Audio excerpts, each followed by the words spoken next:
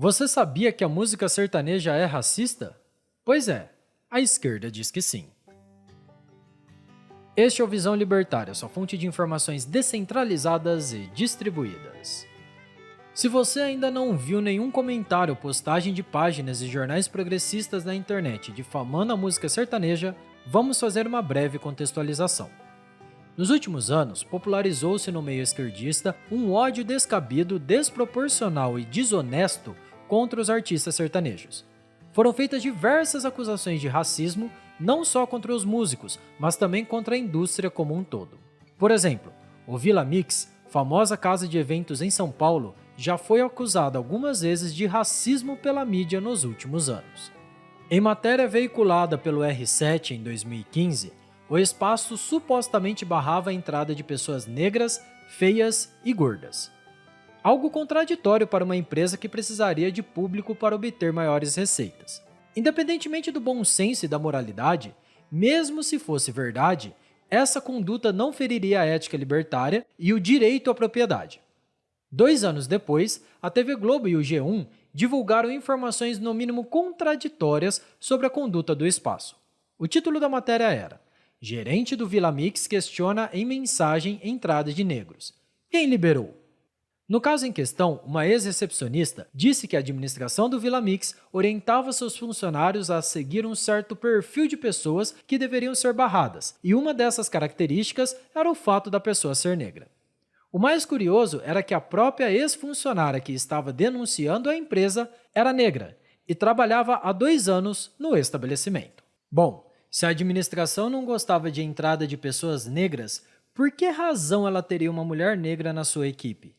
Além disso, as acusações foram refutadas pela administração, que esclareceu que as únicas restrições diziam respeito ao vestuário, como a utilização de bermudas e sandálias. Foram utilizadas como provas as mensagens trocadas por WhatsApp entre a recepcionista e o gerente do estabelecimento. O mais curioso é que em nenhum momento da conversa foi feita uma menção sequer ao fato da pessoa que estava no local ser negra. Zero menções, absolutamente nada. Por mais que a acusação fosse completamente infundada, o Vila Mix foi condenado pela Justiça Estatal a pagar uma multa de R$60 mil à ex-funcionária que processou a empresa. Ademais, a Globo SP e o G1 também não foram contestadas por nenhuma agência de fact-checking.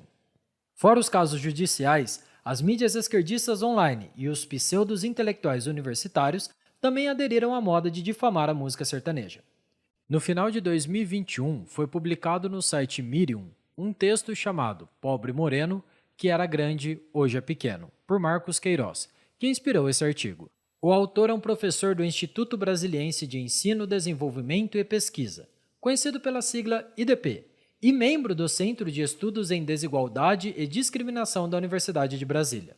Também tem certa experiência na área do direito, e sua linha de pesquisa é voltada ao fenômeno do racismo na América Latina. Resumidamente, o texto propõe que a música sertaneja tem origem negríndia, ou não branca, de acordo com o vocabulário utilizado pelo autor. Ele cita o exemplo de artistas como João Pacífico e o casal Cascatinha e Inhana, que ficaram originalmente famosos na década de 1950. Antigamente, a música sertaneja era mais segmentada e consumida pela população rural, enquanto outros gêneros eram consumidos nos espaços urbanos, como o samba, a bossa nova e o rock. No entanto, o autor, cego pela luta de classes, insiste em dizer que a música sertaneja tornou-se popular somente após eliminar as pessoas negras de seu nicho, o que é logicamente falso. Não contente, Marcos Queiroz ainda demoniza o cantor Sérgio Reis, um dos maiores artistas do gênero e responsável pelas performances dos clássicos Menino da Porteira e Panela Velha. Com o intuito de desmerecer a produção artística do cantor, Marcos Queiroz enfatiza o fato de ele ser natural de São Paulo, branco e supostamente se parecer com um cowboy americano.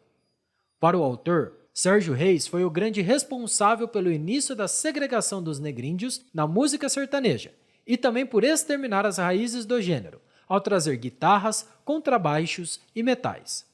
Com isso, chegamos ao ponto central do autor, que é tão patético quanto o restante do texto. A principal ideia proposta por Marcos Queiroz é a de que, para nacionalizar-se, o sertanejo teve que embranquecer. Segundo citação feita pelo autor, o sertanejo é antropofágico e ajuda a construir um Brasil que constantemente se transforma através da sua população. Bom, chega a ser ridículo o esforço e todos os malabarismos que esse pessoal tenta fazer para existir alguma possibilidade de se enxergar a luta de classes em qualquer coisa.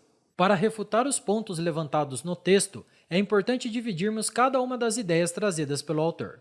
A principal é a de que o sertanejo apenas pôde se transformar em uma música famosa nacionalmente por conta do seu suposto embranquecimento. É importante darmos o crédito ao autor por ter levantado esse questionamento, mas ressaltando que correlação não significa relação de causa e efeito. Sim, a música sertaneja é predominantemente branca, mas, para o desespero da esquerda, esse fenômeno não tem nada a ver com o racismo ou com a luta de classes. Inicialmente, a música sertaneja, assim como qualquer outro gênero musical da época, estava restrita à sua região de origem. Com isso, seus principais hits não eram muito tocados pelo país. A razão disso não é o preconceito, e sim a realidade. Por estar afastada dos principais centros urbanos, era consideravelmente mais difícil para um artista sertanejo conseguir ascender na mídia e ganhar fama nacional. Além disso, a limitação tecnológica da época impedia a maioria das pessoas de consumir músicas on demand. Com isso, a população deveria se contentar com aquilo que estava em evidência na época, independentemente dos seus gostos pessoais.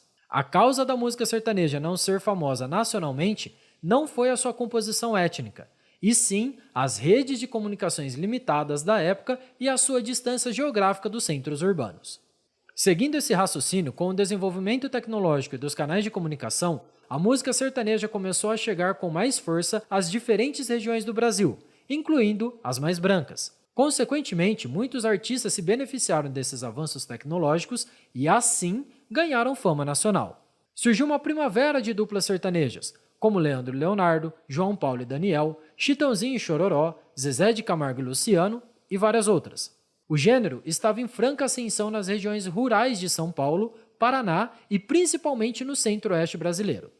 Coincidentemente, essas regiões possuem grande maioria de brancos. Por exemplo, a ancestralidade europeia da população de Goiás é de 83,7%, enquanto a africana é apenas de 13,3% e a indígena de 3%. O Mato Grosso do Sul possui um percentual negríndio um pouco maior, 25%, segundo o IBGE.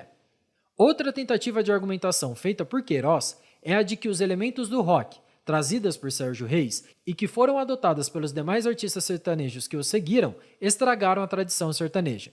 No entanto, ele nem leva em consideração a possibilidade de terem sido justamente esses elementos que tornaram possível o crescimento desse gênero musical no Brasil. Em vez de assumir a lógica e a realidade dos fatos, o autor prefere lutar pela sua ideologia e defender que tudo é culpa do racismo estrutural. Para finalizarmos a refutação do texto, é fundamental ressaltarmos a composição étnica de outros gêneros musicais muito populares no Brasil, como o funk e o rap. Enquanto o sertanejo se popularizou no centro-oeste do Brasil, o rap brasileiro surgiu e cresceu nas periferias de São Paulo, onde há uma porcentagem maior de negros. Por outro lado, o funk ascendeu nas favelas cariocas, onde a população é bastante miscigenada, mas a maioria de negros. Com o tempo, esses três gêneros musicais ganharam tanta repercussão no espaço nacional que os mais variados grupos étnicos entraram nos seus respectivos processos produtivos. Por exemplo, hoje em dia, Thierry é um dos mais famosos cantores sertanejos, sendo baiano e não branco. Felipe Ret é um dos mais famosos rappers do Brasil, sendo carioca e branco. Ao contrário do que pensa a esquerda, os gostos musicais não são determinados pelo meio ou pela etnia, pelo menos não no Brasil. A tendência é a difusão deles entre as mais diversas camadas da sociedade, conforme ganham repercussão na mídia. Acreditamos que essa breve análise é suficiente para perceber o quão raso é o texto, assim como o projeto de tese que ela tenta defender. Caso tenha curiosidade para ler o texto na íntegra, o link está aqui na descrição do vídeo. A verdade é que uma tese tão esdrúxula quanto a apresentada é muito dificilmente defendida. Ademais, os ataques à música sertaneja não começaram com a popularização das duplas brancas nos anos 80 e 90, e sim há poucos anos. Nos últimos 5 anos, os ataques da inteligência esquerdista aos artistas sertanejos foram aumentando gradativamente.